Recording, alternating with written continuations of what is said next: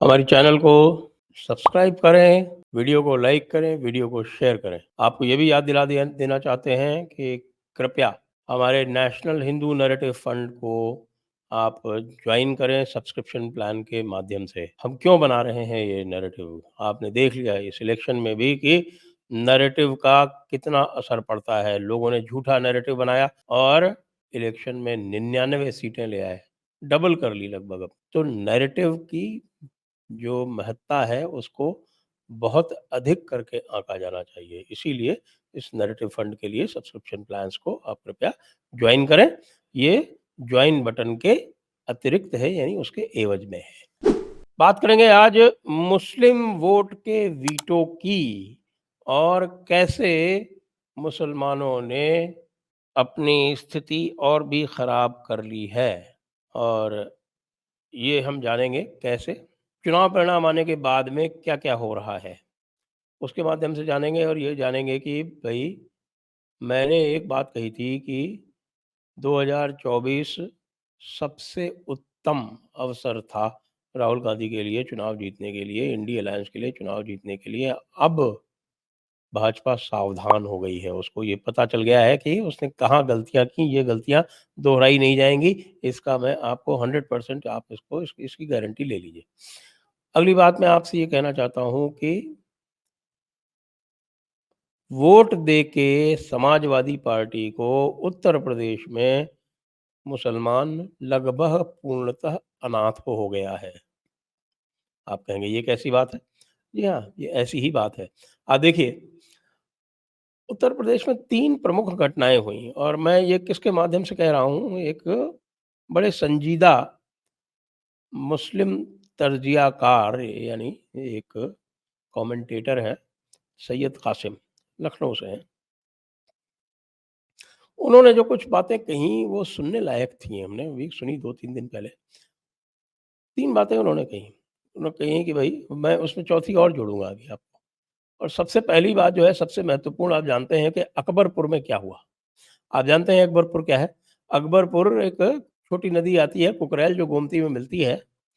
Kukrail picnic spot हुआ हुआ करता था। एक कुकरेल जंगल है, इंदिरा नगर के आस-पास। और वहाँ जब हम 30-40 साल पहले हम वहाँ खूब पिकनिक मनाने जाया करते थे। ये छोटी-सी नदी बहती थी और ये कोई बड़ी लंबी-चौड़ी नदी नहीं है, लेकिन ये फ्लड प्रोन बहुत है। अब इसका जो उद्गम है, वो मेरे ख़्याल से मुश्किल से 20-25 किलोमीटर ही है लखनऊ से। इसके बेड में मुसलमानों ने अतिक्रमण कर लिया और अतिक्रमण करके ये स्थिति बना ली कि जहाँ पर हमें कुकरेल का पूरा बेड दिखाई पड़ता था, पार्ट दिखाई पड़ता था, वहाँ पे कुकरेल नाला बन के रह गई। इसके इविक्शन के लिए, इसको तोड़े जाने के लिए, इन इल्लीगल एन्क्रोचमेंट्स को हटाने के लिए योगी आदित्यनाथ की सरकार ने प्रयास किए। मामला हाई कोर्ट में गया, फिर सुप्रीम कोर्ट में गया। सुप्रीम कोर्ट में भी, हाई कोर्ट में भी उनको रिलीफ नहीं मिली। सुप्रीम कोर्ट में भी उन्होंने अलाउ कर दिया इसको तोड़ने को। एक उसमें पुछल्ली जोड़ दी कि आप इनको जो है अल्टरनेटिव अकोमोडेशन दें। वो ये अल्टरनेटिव अकोमोडेशन वाला जो सिद्धांत है, वो मुझे बिल्कुल समझ में नहीं आता। लेकिन इस प्रकार से, एक प्रकार से इल्लीगल एन्क्रोचमेंट को लीगल बनाने का साधन बना लिया है, और वो भी किसके माध्यम से? सुप्रीम कोर्ट के माध्यम से। अब अकबरपुर में 90% मुस्लिम आबादी थी। थी कहेंगे क्योंकि अब वहाँ पर कुछ भी नहीं बचा है, वहाँ सब समतल हो चुका है। और सब समतल हो गया, वहाँ पर 2 बड़ी मस्जिदें थीं। वैसे वहाँ 4 मस्जिदें तोड़ी गई हैं और इ इतने ही मंदिर, 6 मस्जिदें तोड़ी गई हैं, 4 मंदिर भी तोड़े गए हैं। मंदिर छोटे थे, कोई इतना कोई बड़ा मंदिर नहीं था, लेकिन एक मस्जिद तो बहुत बड़ी थी, 5 मंजिली मस्जिद थी। तो 6 मस्जिदें और 4 मंदिर भी तोड़े गए हैं, लेकिन जो आबादी का प्रतिशत है वो 90% मुस्लिम, 10% हिंदू है इसमें। सभी हटा दिए गए, कोई किसी प्रकार का भेदभाव नहीं किया गया। और जिनको हटाया गया उनको प्रधानमंत्री आवास योजना में एक बसंत कुंज नाम की हरदोई रोड पे एक मल्टी स्टोरीड प्रधानमंत्री आवास योजना के मकान बने हैं, उसमें उनको अलॉटमेंट एलिजिबिलिटी देख के कर दिया गया। लेकिन यह आश्चर्य की बात है कि लगभग सभी एलिजिबल पाए गए। अब ये भी जाँच नहीं की गई पूरी तरह से कि भई इनके पास पहले से कोई मकान इनके गाँव में, क्योंकि सब ज़्यादातर लोग गाँव से आए हुए थे। लेकिन फिर भी जो प्राइम प्रॉपर्टी थी वहाँ से तो उनको बेदखल कर दिया गया। वो हरदोई रोड पे अपना आशियाना बना कर रहें और वहाँ पर अपनी बिज़नेस ढूँढें। करीब 100 कमर्शियल प्रॉपर्टी थी, उन कमर्शियल प्रॉपर्टी को ध्वस्त कर दिया गया। कमर्शियल प्रॉपर्टी का कोई भी ना तो कॉम्पेंसेशन दिया गया है और कमर्शियल प्रॉपर्टी का एवज़ में भी कुछ नहीं दिया गया। लेकिन बात ये होती है कि साहब ये जो मुसलमानों ने जिनको अपना रहनुमा माना था और जिनको थोक में झोली भर-भर के वोट दिया था, यानी कि अखिलेश बाबू अखिलेश बाबू और कांग्रेस वाले कोई भी अकबरपुर के इस अतिक्रमण हटाओ अभियान, इस बुलडोज़र के विरोध में नहीं बोले हैं। अखिलेश बाबू और भी किसी बात पे नहीं बोले हैं।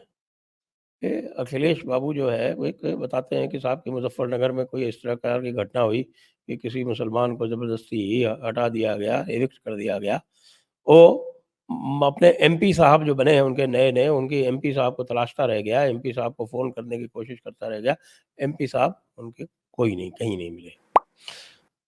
उत्तर प्रदेश में आप जानते हैं बाबरी मस्जिद का मामला बहुत सेंसिटिव है। एनसीईआरटी में बाबरी मस्जिद का नाम हटा दिया गया, वहाँ पर लिख दिया गया 3 गुंबद वाला ढांचा। अखिलेश बाबू बिल्कुल नहीं बोले। अखिलेश बाबू आज़म खां के मामले में नहीं बोले। अखिलेश बाबू जो है मुसलमानों के किसी भी मामले में नहीं बोलते हैं कि इससे कहीं ध्रुवीकरण ना हो जाए, हिंदू ना भड़क जाए।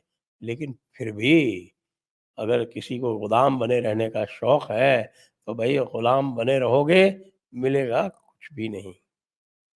यही काम आपने देखा किस तरह से ना तो कैंडिडेट दिए गए, ना समाजवादी पार्टी ने कैंडिडेट दिए और ना कांग्रेस ने कैंडिडेट दिए। कांग्रेस ने जो कैंडिडेट दिए, वो ऐसे स्थानों पर दिए जहाँ पर 50% से अधिक या 50% के आस-पास मुस्लिम आबादी थी। यानी कि उन्होंने सहारनपुर में एक मुस्लिम टिकट दिया और उन्होंने एक अमरोहा में एक मुस्लिम टिकट दिया।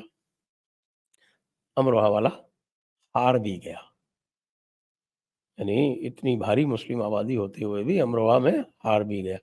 अब ये कुल जमा ये 5 जो हैं एमपी ये गए हैं और आप ये जानें कि 2014 में जो 23 विधायक थे और उसको कहा जाता था कि भई हिस्टोरिक लो है। पहले 3 चुनाव छोड़ दें, उस समय तो सीटें भी कम थी और पाकिस्तान का साया भी था।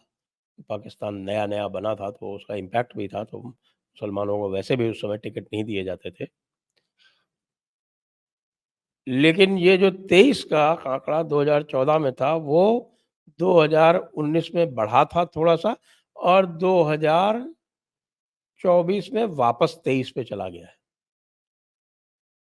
और भी बताऊँ आपको, एक सीट है करीमगंज। करीमगंज में 52% मुसलमान आबादी है। वहाँ कांग्रेस ने मुसलमान को टिकट दिया, लेकिन वो फिर भी हार गया। जबकि वहाँ पर हिंदू कैंडिडेट ने भी वोट काटे लगभग 21-22 हज़ार, मुस्लिम कैंडिडेट ने भी 21-22 हज़ार वोट काटे। उसके बाद भी वो मुसलमान कैंडिडेट हार गया। ये क्या दिखा रहा है? आप जान रहे हैं ये क्या दिखा रहा है? आपको लग रहा होगा कि भई मुसलमानों ने एक आकर के और बहुत बड़ा अचीवमेंट कर लिया। नहीं, इसका ठीक उल्टा हुआ है।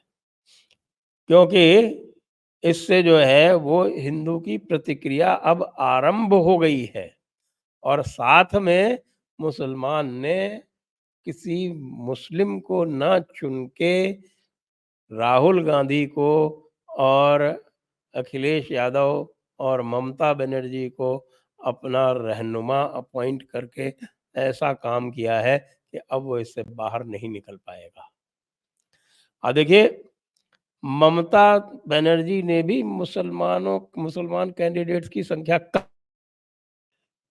इस्लाम में ये कहा गया है कि भई अल्लाह का ही गुलाम होना है, अब्दुल अल्लाह का वहाँ पे कॉन्सेप्ट है। लेकिन अब ये अगर ये लोग चाहते हैं कि ये अब्दुल अखिलेश बने, अब्दुल राहुल बने, तो भई इनको मुबारक। हिंदू जनमानस में जो प्रतिक्रिया आरंभ होनी थी वो हो चुकी है। और जिस प्रकार का परिणाम उत्तर प्रदेश में आया है, उसने हिंदू जनमानस को पूरे भारत में उद्वेलित किया है और ये आप पक्का मानिए कि इसकी प्रतिक्रिया होगी। उसी प्रकार से होगी जैसे कि शाहबानो की प्रतिक्रिया हुई थी और जैसे कि आपने देखा कि यूपीए के 10 वर्ष में जो तुष्टीकरण किया गया था, उसकी प्रतिक्रिया हुई। थोड़ी बहुत प्रतिक्रिया आपने उल्टी देखी इस बार, क्योंकि भाजपा ने भी मुसलमानों का तुष्टीकरण किया था। अब भाजपा ने सीख ली है और आप देख रहे हैं कि एक भी मुस्लिम मंत्री नहीं है।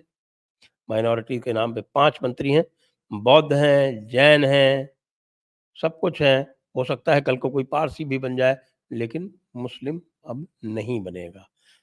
मुसलमान ने अपनी राजनीतिक शक्ति, अपनी वोट शक्ति के प्रदर्शन के चक्कर में खो दी है। और जो एक तमन्ना थी, एक सपना था कि इस्लाम को पूरे बर्र-ए-सग़ीर यानी कि पूरे भारतीय उपमहाद्वीप पे नाफ़िज़ करेगा, उस पे इम्पोज़ करेगा, क़ुव्वतुल इस्लाम लाएगा, वो सपना जो है वो टूट चुका है। और यह उत्तर प्रदेश में मुसलमानों को सबसे अधिक पता चल रहा है। अब ये देखना है कि 2027 में ये क्या करेंगे। वैसे मुझे आशा है कि 2027 में भी वो इसका रिपीट अटेम्प्ट करेंगे। लेकिन अब आगे क्या होगा, वो बहुत कुछ इस पर डिपेंड करता है कि केंद्र में कैसे मोदी और शाह जो हैं, वो मुस्लिम राजनीति का काउंटर लाते हैं, इसका फ़ायदा उठाते हैं। जय हिंद, जय भारत, वंदे मातरम।